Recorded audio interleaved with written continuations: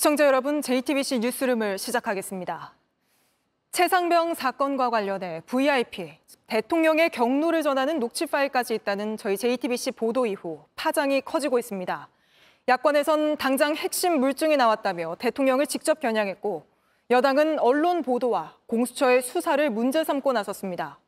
하지만 저희가 전해드린 대로 공수처가 파일을 찾아낸 건 다른 사람이 아닌 김계환 해병대 사령관 본인의 휴대전화에서입니다. 그리고 저희 취재 결과 김 사령관은 대통령실 고위 관계자부터 국방부 장관, 또 참모들에 이르기까지 핵심 인물들과 수백 건의 통화를 해왔습니다. 그래서 공수처가 이 전화기에서 또 다른 녹취 파일을 복구했을 가능성도 나옵니다. 먼저 정치권 반응부터 하이빈 기자가 전해드리고 저희 취재 내용으로 이어가겠습니다. 야권에선 이른바 VIP 경로설이 사실로 밝혀진 거나 다름없다고 목소리를 높였습니다. 지금 7월 1일 날 네. 윤석열 대통령이 경로했다는 것은 단순히 증언만이 아니라 거의 증거로 지금 확인되고 있는 것 같습니다. 앞서 JTBC 보도로 공수처가 김계환 해병대 사령관 휴대전화에서 VIP 경로 관련 녹취 파일을 확보한 사실이 밝혀진 바 있습니다. 김 사령관과 해병대 간부가 통화하면서 직접 윤 대통령의 경로 관련 언급을 한 사실이 확인된 겁니다. 많은 사람들의 증언이 나왔고, 그런데 이제는 공수처가 포렌식한 김계환 사령관의 휴대폰에서 녹취가 나왔다는 겁니다. 이제 대통령이 어떻게 발뺌할지 두고 볼 일입니다. 민주당은 핵심 물증이 확보된 만큼 대통령 탄핵 사유가 될 수 있다면서 공세 수위를 높였습니다. 권력 사유화가 분명하고 그것은 헌법 수호 의지가 없는 법 위배이고 이는 탄핵 사유에 해당된다고 저는 생각합니다. 대통령 탄핵 마일리지가 쌓이고 있다고 생각합니다. 그러면서 여당 의원들을 향해 오는 28일 본회의 재표결에서 찬성표를 던지라고 압박했습니다. 국민의힘은 공수처 수사부터 봐야 한다는 입장을 되풀이했고, 일각에선 공수처 수사 정보가 새는 걸 문제 삼아 내부자를 색출해야 한다는 목소리까지 나왔습니다.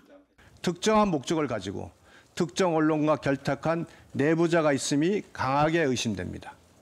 오동훈 처장은 즉시 조직의 기강을 흔들고 동료 직원들의 사기를 저하시키는 내부자를 색출해야 할 것입니다. 민주당을 비롯해 범야권 6개 정당은 내일 최상병 특검법 처리를 촉구하는 대규모 집회를 가질 예정입니다. JTBC 하혜비입니다. 김계환 사령관의 휴대전화에서 확보한 VIP 경로 발언 녹취는 삭제한 걸 공수처가 포렌식으로 복구한 겁니다. 김 사령관은 대통령실 개입이 있었다고 의심되는 시기 일주일 동안에만 수백 건의 통화를 했고, 그중에는 이종섭 당시 장관은 물론 대통령실 고위 관계자도 포함돼 있습니다. 이들과 나눈 통화도 녹취 파일이 남아있을지가 관건인데 유선희 기자가 취재했습니다. 김계환 해병대 사령관은 지난해 8월 6일 이종섭 당시 국방부 장관의 보좌관과 텔레그램으로 대화를 나눴습니다. 보좌관이 수사단장이 경찰로 이첩 중이라고 장관님께 지휘 보고한 시간이 몇 시냐고 묻자 오전 11시쯤인데 장관님이나 보좌관님 통화 기록은 바로 삭제해서 기록은 없다고 답합니다. 김 사령관은 통화 기록을 삭제하고 있었던 겁니다. 하지만 공수처는 김 사령관이 녹음한 통화 내용을 복원했습니다.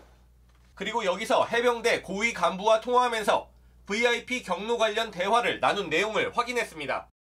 군검찰이 확인한 김계환 해병대 사령관 휴대전화엔 일주일 동안에만 수백 건의 통화 내역이 더 있습니다. 이 가운데엔 이종섭 당시 국방부 장관은 물론 임종득 당시 국가안보실 2차장, 임기훈 당시 국방비서관이 있는 것으로 지난 2월 JTBC 취재 결과 확인된 바 있습니다. 특히 김 사령관은 임 전 비서관과 지난해 7월 30일과 31일, 임 전 차장과는 8월 2일 수차례 통화했습니다.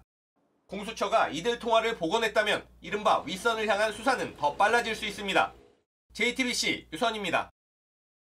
먼저 저희 뉴스 들어가요 자주 보시는 분들은 VIP 경로를 잘 아실 거긴 한데, 제가 그래픽을 하나 준비했는데 요거 정리를 한번 해주시죠. 요 의문의 사건 이첩 보류라고 해서 2023년 7월 30일부터 7월 31일까지 과정입니다. 네, 이걸 보면 우선 7월 30일 날 이종섭 장관이 수사 결과 보고서에 결재를 합니다. 예. 이날이 7월 30일 오후 4시 반쯤이거든요. 예. 그때 이게 일요일입니다. 심지어. 근데 일요일인데 그날 김계환 해병대 사령관 그리고 박정훈 전 수사단장 이렇게 다 같이 들어가서 결재를 할 때 이제 뭐 이런저런 의견이 제시가 있었던 건 맞는 것 같습니다. 어쨌든 근데 서명을 했어요. 서명을 하고 그 서명 여기 제가 가져왔습니다. 맞습니다. 예. 저대로 서명을 했는데 채 24시간이 지나지 않은 바로 다음 날이죠. 다음 날 11시 57분에 이종섭 장관이 김계환 해병대 사령관한테 전화를 해서 네. 사건을 이첩하지 마라.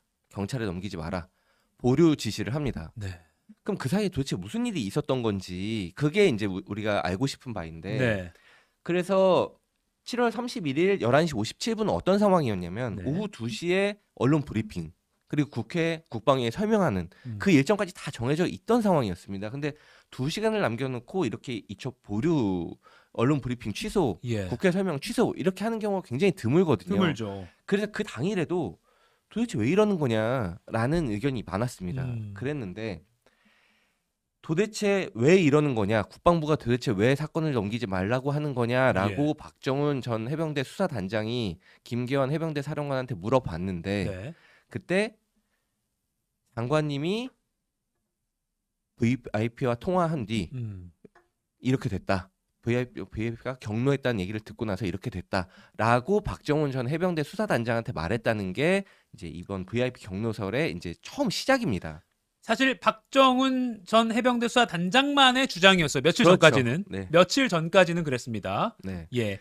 그랬는데 여러 가지 정황이 나왔습니다. 가장 결정적인 정황 중에 하나가 7월 31일 오전 11시 45분에 45분에 그 이종섭 장관하고 그 대통령실하고 통화한 기록이 나왔죠.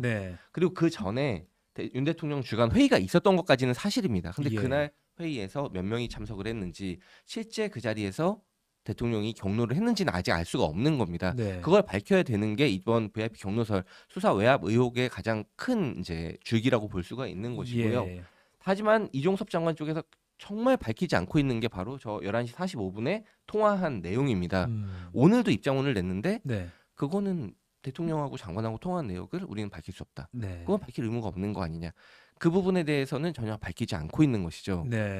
저도 사실 이 뉴스 들어가서 많이 전해드리면서 저도 공부가 돼서 제가 이해한 바를 또 말씀드리면 아무튼 수사 결과에 대해서 보고서에 결재를 했는데 왜 이미 언론에 다 일정까지 발표했던 요 일정들을 취소했느냐. 그러면 이제 그 사이에 뭐가 있었느냐를 보는 게 당연한 이치고요. 그렇죠. 그 사이에 뭐가 있었느냐를 보니까 이종섭 국방장관이 당시 김계환 사령관은 박 전 수사단장에게 이거 스탑 시켜라 지시가 왔고 그 전에 보니까 가입자가 대통령실인 그 유선 전화로 이종섭 장관이 통화한 기록이 있다. 맞습니다. 누군지는 아직 모르지만 이종섭 장관이 밝혀주면 좋겠습니다.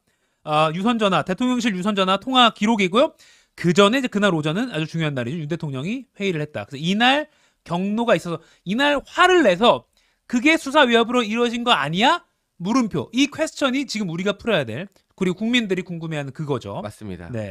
그리고 VIP 경로, 그러니까 VIP 경로설 이 말도 이제 어떻게 보면 이제 하나의 명사가 된 것 같아요. 그렇죠. 그러니까 VIP 대통령이 왜 이렇게 이거 하면 누가 이거 군인합니까? 이런 식의 뭐 정확한 멘트는 아직 확인되지 않았습니다만 그런 식으로 화를 내서 부랴부랴 혐의자를 빼고 이런 거 아니냐 시나리오입니다. 그런데 중요한 게요. 김계환 해병대 사령관이 박정훈 해병대 수사단장에게 경로서를 말해줬다는 게 이제 어떻게 보면 박 전 수사단장의 외로운 한 명의 주장이었어요. 맞습니다. 근데 이게 왜 외롭지 않게 됐죠? 이게 거의 1년 가까이 지금 왜냐하면 7월 19일이 되면은 최상병 순직 1주기가 되기 때문에 거의 1년 가까이 이어진 발언입니다. 그리고 저 발언은 7월 31일에 있었다는 VIP 경로에 대해서 김계환 사령관한테 들었다는 얘기는 둘이 독대한 자리에서 있었기 때문에 김계환 사령관이 인정하지 않는 순간 박정훈 전 단장 혼자만의 싸움이었던 겁니다.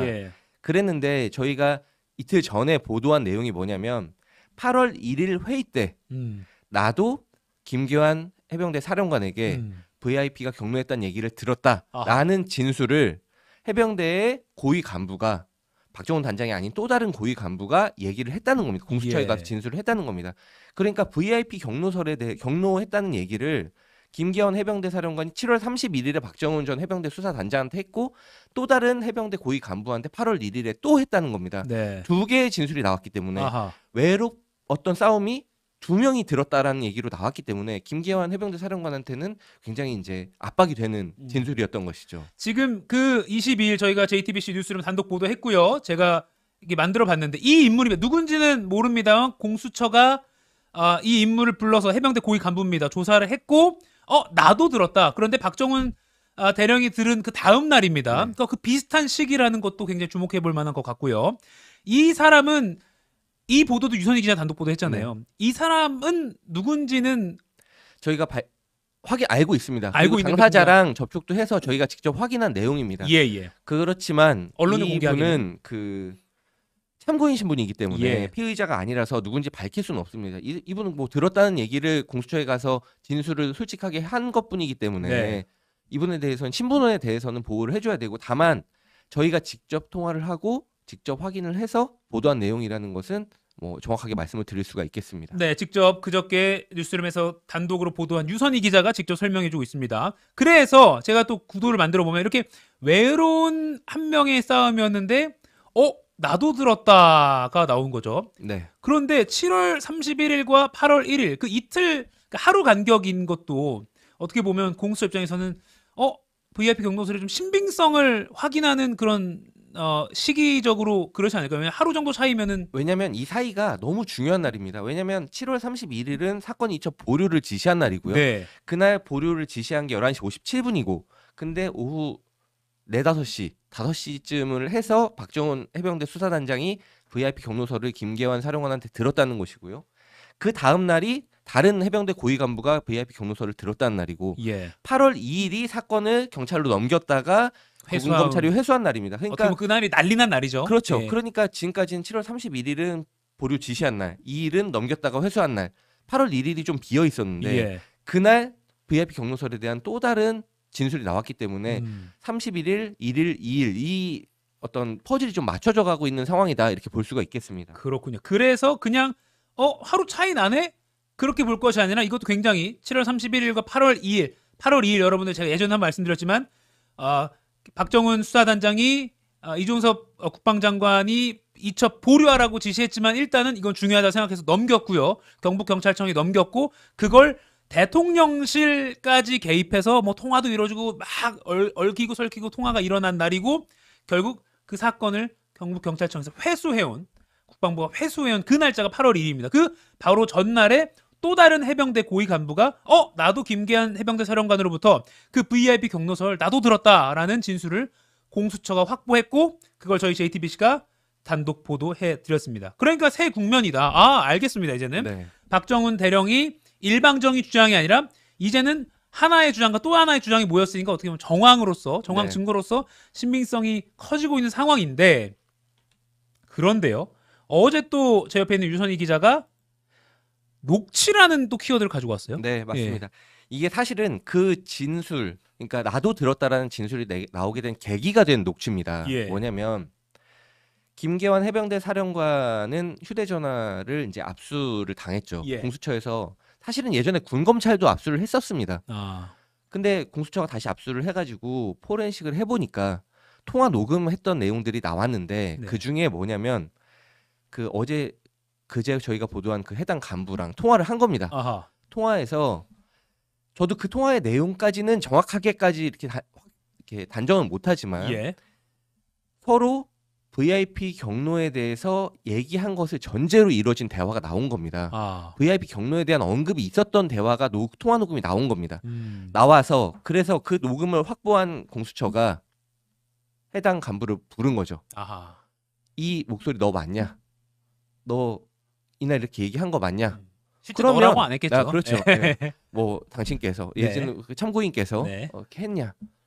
그랬을 때 그 통화 녹음을 듣고 나서 이건 나랑 통화한 게 맞고 그리고 이 녹음에 나온 대로 8월 1일 날 김 사령관한테 그 얘기를 들었다. 아하. VIP 경로했다는 얘기를 들었다라고 진술이 나온 겁니다. 그러니까 공수처는 사실은 물증을 가지고 진술을 받아냈던 겁니다. 그러네요. 그러니까 아까 말씀하신 것처럼 박정훈 단장 그리고 또 다른 해병대 고위 간부 2명의 진술만 모인 게 아니라 김기현 사령관 본인도 벗어날 수 없는 본인이 직접 해당 간부랑 통화한 내용, 예. 그거에 대한 녹음 물증이 나와 있었기 때문에 더 이상은 이제 외롭지 않은 싸움이 된 거고 예. 정황으로서 굉장히 그 1단계 수사는 굉장히 확인된 단계다. 김기현 사령관이 그 말을 했다는 것까지는 사실로 볼 수 있지 않느냐라는 게 지금 공수처의 수사가 진행된 단계라고 볼 수 있겠습니다. 그렇군요.